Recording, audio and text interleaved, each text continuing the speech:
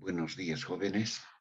Hoy lunes vamos a retomar la clase de flexión oblicua.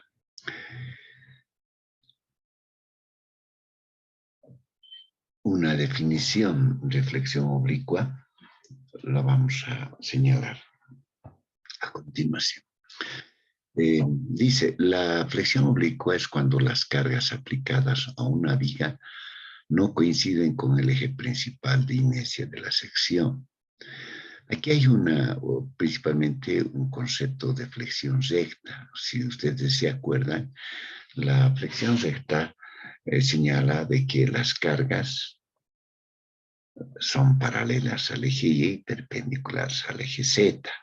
Entonces, en el estado de cargas coinciden con el eje principal paralelo al eje Y y perpendicular. Esto como concepto en flexión recta.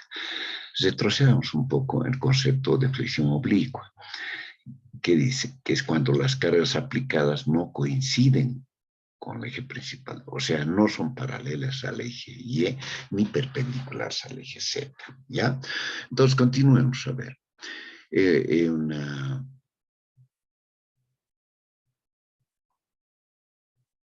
Una relación de flexión oblicua en forma gráfica. Aquí tenemos, ¿no?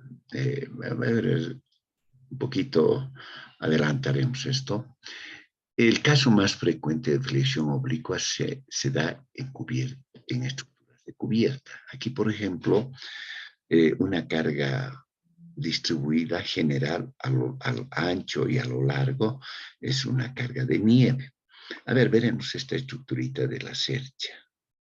Esta es una cercha, 1, 2, 3, 4, 5, 6 cerchas que cubren esta estructura y podemos ver la separación de cerchas, una longitud L, ¿no?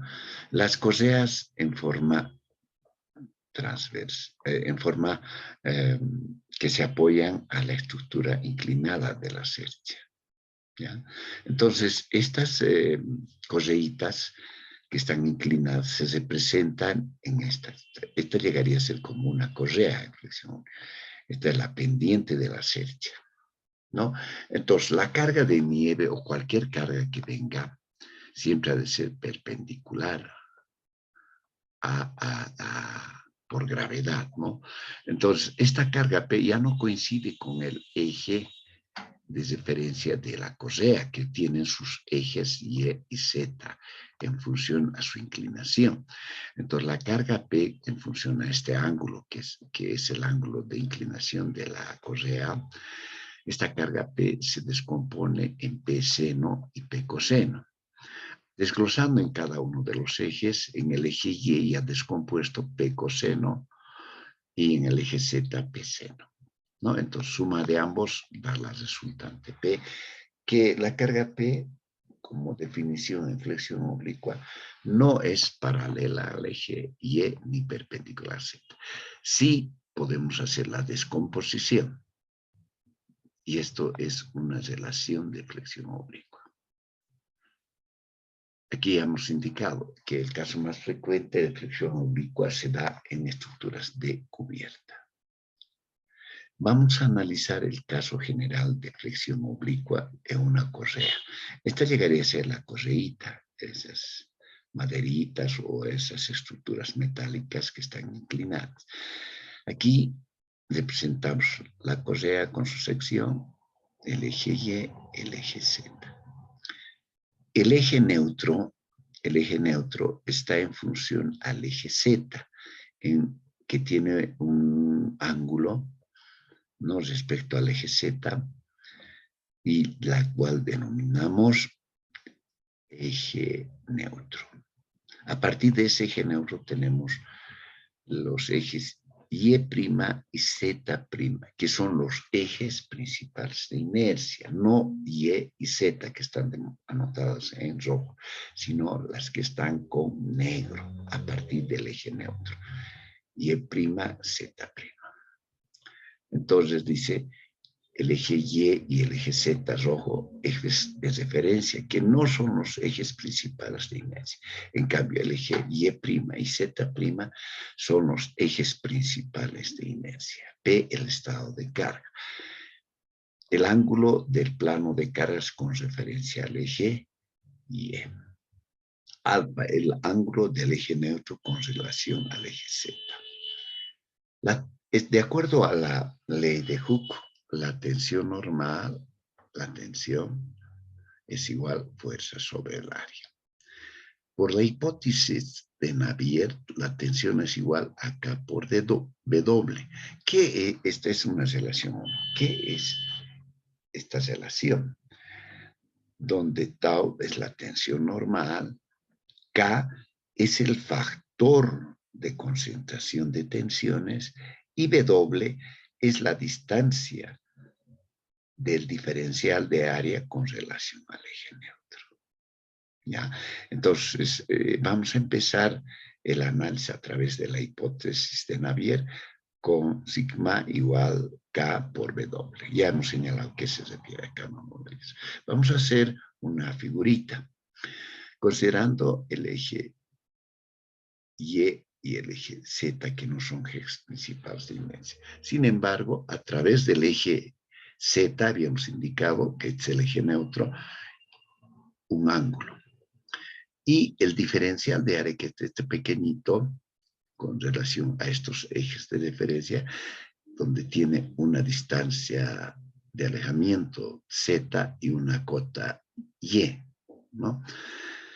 Nosotros nos vamos a referir este diferencial de área con una distancia W. W es la distancia, en este caso.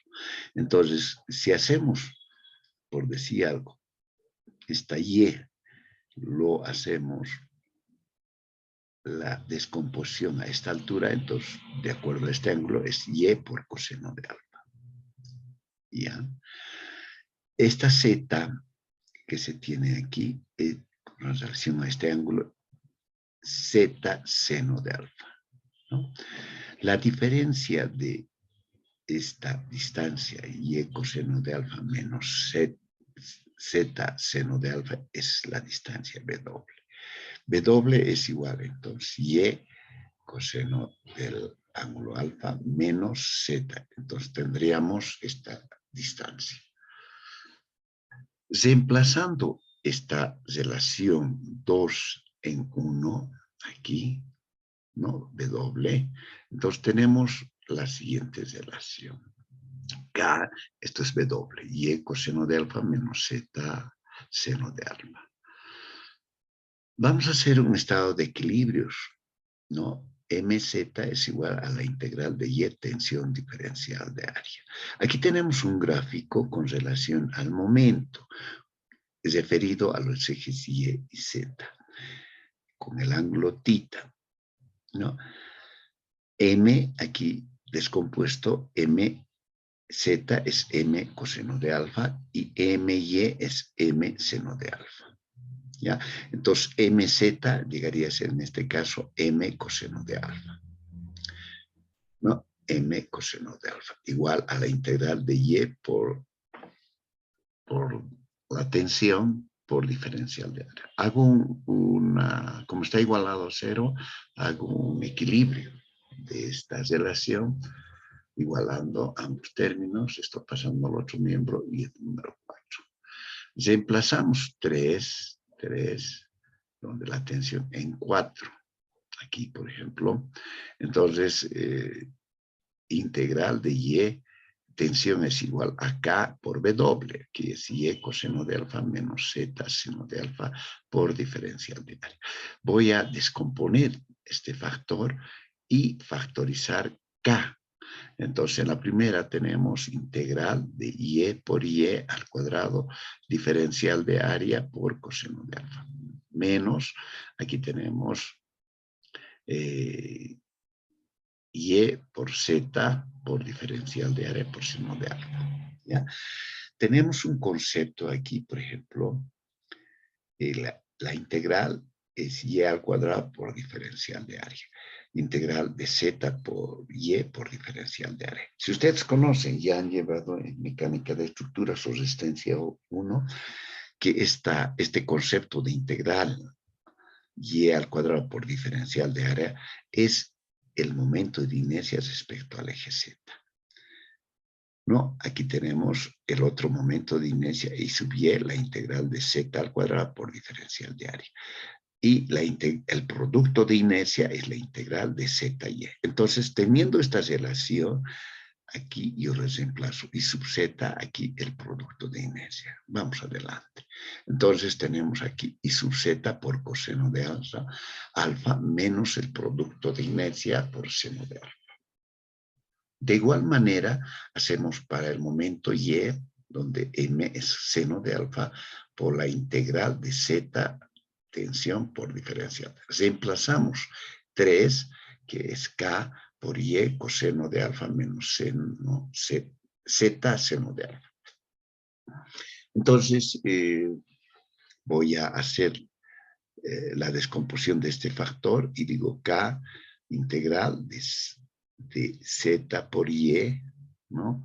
Z por Y por diferencial de área por coseno de alfa, menos Z por Z, Z al cuadrado por diferencial de área seno de alfa.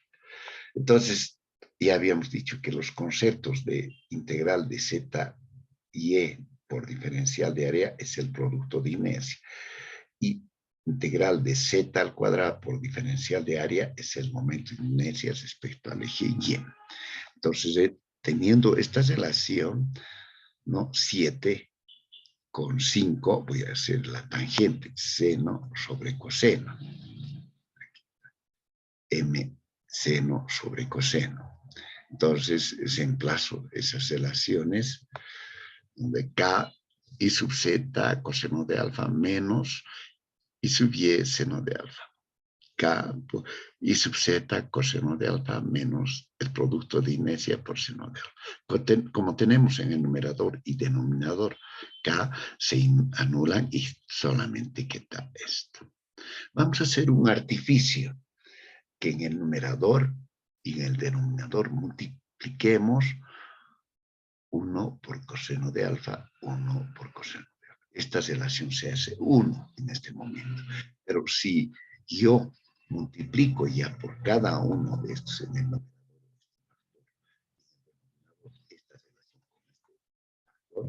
entonces tenemos coseno sobre coseno es 1. Entonces, y el producto de inercia ZY menos y sub Y seno sobre coseno es la tangente del ángulo alfa. Vamos al denominador y sub Z. Coseno sobre coseno es 1, ya, menos el producto de seno sobre coseno es la tangente. De esta relación voy a despejar tangente de alfa. Todo esto multiplico con tangente de alfa y despejo luego tangente de alfa, ¿no? Al final, tengo la dirección del eje neutro respecto al eje Z con esto. ¿Qué es tangente del ángulo θ? Es el momento MY sobre el momento MZ, que hemos visto anteriormente. Aquí está. Tangente sería, a ver, MY sobre MZ. O sea, M seno de alfa. Entonces, tenemos aquí MY sobre MZ. MY sobre MZ, estas tangentes. Entonces, de modo que trabajamos el momento respecto al eje Y y el momento respecto al eje Z. Esta.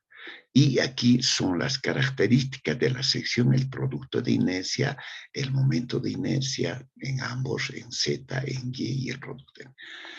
Aquí es lo más importante, ¿no?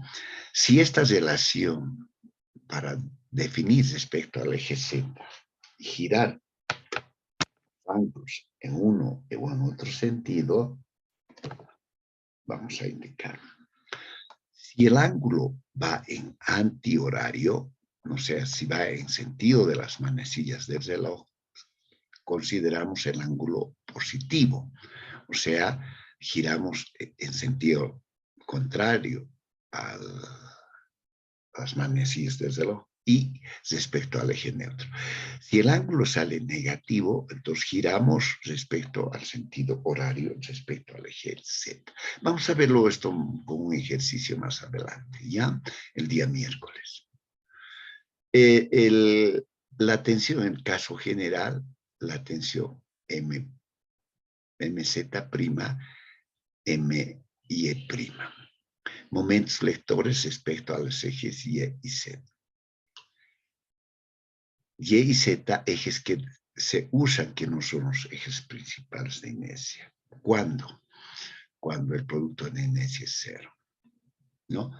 Entonces, el momento de inercia respecto al eje Z, el momento de inercia respecto al eje Y, el producto de inercia es diferente a cero. Entonces, se representa en secciones asimétricas el producto de inercia, o sea, en secciones regulares. ¿En qué? En secciones circulares, rectangulares, cuadradas, tubulares similares, etcétera, etcétera. ¿Listo?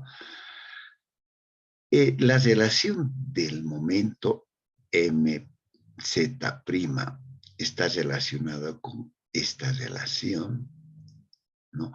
Z menos multiplicando al producto de inercia MY y sub Y sobre 1 menos el producto de inercia al cuadrado menos IZY de la misma manera MY', MY menos el producto de inercia MZ sobre I sub Z.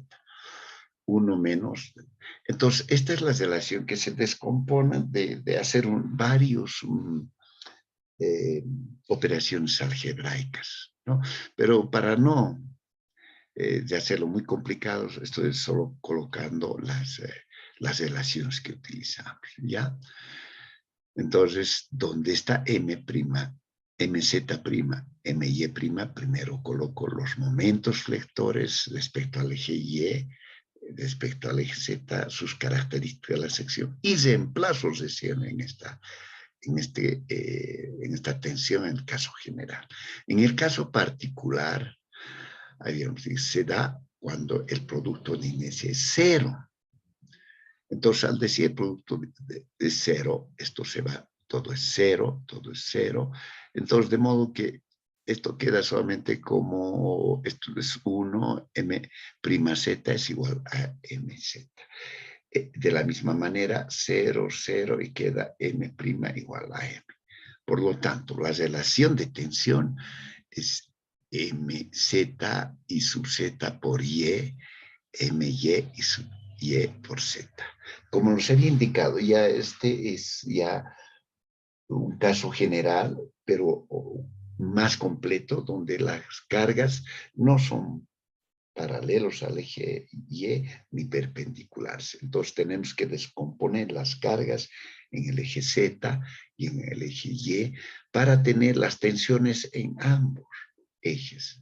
Entonces la suma de ambos tensiones, tanto en el eje Z y en el eje Y, es la tensión que genera en flexión oblicua. Aquí dice, es cuando la sección de la viga son simétricas con relación a los ejes principales para esto. ¿Listo? Entonces háganse un formulario general. Aquí, este llegaría a ser el ángulo respecto al eje Z, que es una fórmula en flexión oblicua. La siguiente es esta en caso general, más su complemento, M', Z, M', Y, ¿no? Y en el caso particular tengo directamente esto. ¿Ya? En el segundo caso particular, es cuando el producto de inercia es igual a cero. En el primer caso es cuando el producto de inercia es diferente a cero. ¿Ya? Entonces, con eso yo estimo que vamos a hacer el día miércoles ejercicio. Quisiera pedirles que vayamos en esta ocasión también temprano, tipo 8 de la mañana. Ya, por favor, haremos un poquito de esfuerzo. Nada más, jóvenes, les agradezco. Hasta el día miércoles. Gracias. Ha salido una práctica ya estén resolviéndoles. Digo, dos prácticas, uno de vigas de distinto material y el otro vigas de hormigón armado. Tienen fechas de entrega, cúmplanlos, ¿ya? El día miércoles vamos a estar hablando con más detalles sobre el examen y hasta qué lugar vamos a avanzar. Gracias.